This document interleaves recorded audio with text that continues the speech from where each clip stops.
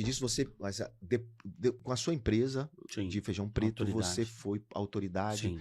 Por que o maior vendedor de feijão preto do Brasil Porque resolveu... eu foquei e me especializei. Não, mas por que você decidiu ir pro futebol, cara? Porque eu tinha feito tudo. Ó, eu acredito que a vida é feita de ciclos. Né? Exatamente, como eu acabei de falar. Você falou 40 e 50. O que eu fiz? Eu já tinha feito tudo, relacionamento. Eu vi uma oportunidade no mercado de futebol. Mas né? apareceu como? Apareceu que eu investi... investimento. Na época, nós importamos uma grama sintética e montamos uma quadra de futebol. E os jogadores iam tudo lá. E eu comecei a perceber que os jogadores, eles iam comprar algumas coisas. E tudo era mais caro para jogador. Aí eu falei assim, então peraí, tudo que eu economizar para você, você me dá uma porcentagem. E quando eu vi, eu tinha 15 jogadores. Ou seja... Percentual equity do jogador. Isso. Então você já era um cara de equity. É isso. É a palavra que você é a maior autoridade hoje, equity. Eu fazia isso. Então eu me aliava ao jogador e comecei a servir eles. Ele precisa daquilo, servir. Ou seja, eu montei uma consultoria. Quando eu vi, as coisas foram crescendo, eu já estava bem. Esses jogadores foram se dando bem? Foram se dando bem, as coisas foram crescendo. E aí... eu achei que você tivesse trocado a saca de feijão por equity. Mas é legal isso aí. Mas não foi isso, né? Mas tudo é servir. Já notou que tudo... A venda é servir. E aí, então? E aí, como é que... Aí você passou a ser agente, vendedor? Sim, o meu irmão, ele é o agente FIFA, né? É o que falava inglês e tal. E eu era o vendedor. Então era muito legal. Era credenciado e você vendia para ele. E eu chegava, então. O meu irmão, na hora, ele continua trabalhando até hoje. Daí o que aconteceu? A gente foi pegando alguns jogadores, né? Eu falei assim, vamos pegar um jogador. E a gente começou. O primeiro jogador de nome, assim, que a gente acertou, foi o Rafinha Lateral, né? Que hoje está no São Paulo, né? Mas teve uma carreira de sucesso, foi um dos maiores jogadores na Europa. A gente levou para a Alemanha, na maior venda na época da história do Curitiba, nós que fizemos.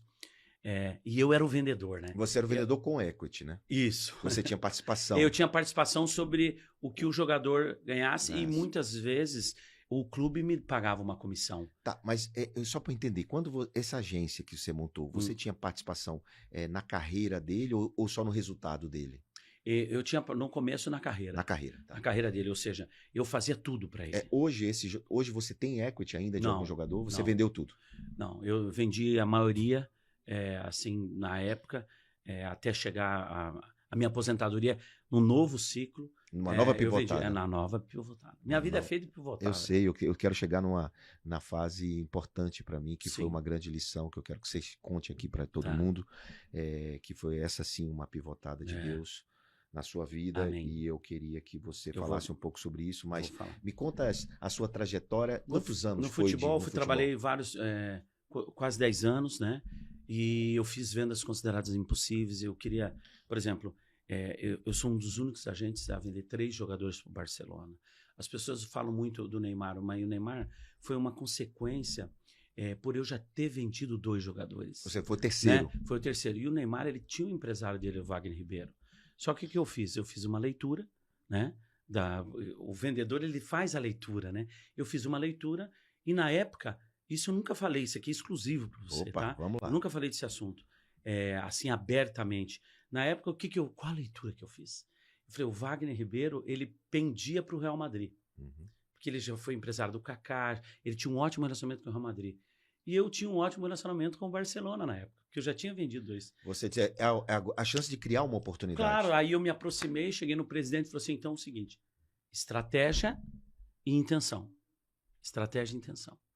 Eu falei assim, eu ajudo. Aí eu entrei, eu montei a minha estratégia, eu deixei muito claro qual que era a minha intenção, até o dia que você entrar no Google, digitar futebol Malaquias Barcelona, a primeira foto que aparece, por quê? Por causa do nome e tal, mas eu gosto muito de falar de um menino, de um jovem que se tornou o maior goleador do Brasil, um menino chamado Keirson. Esse menino eu peguei em Bodoquena, levei no Curitiba.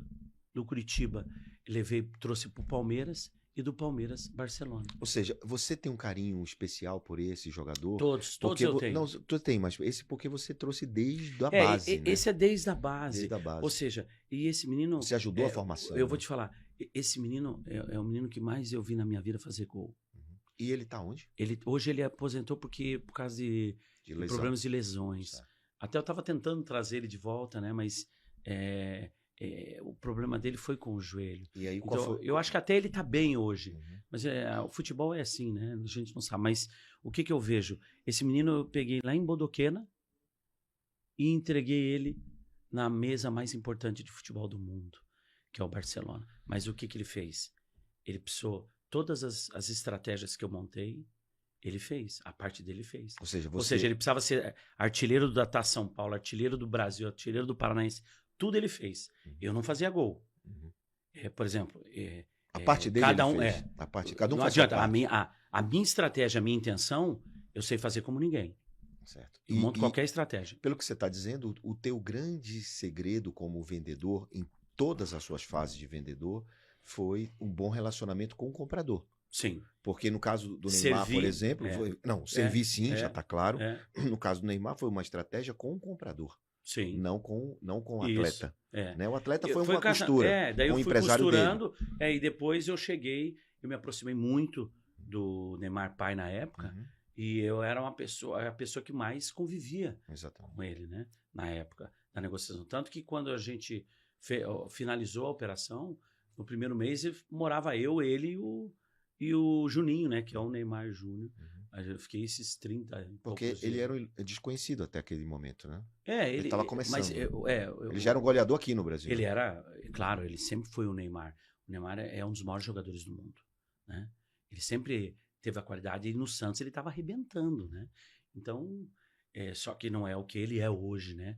Um dos homens mais conhecidos do mundo. Um dos maiores atletas.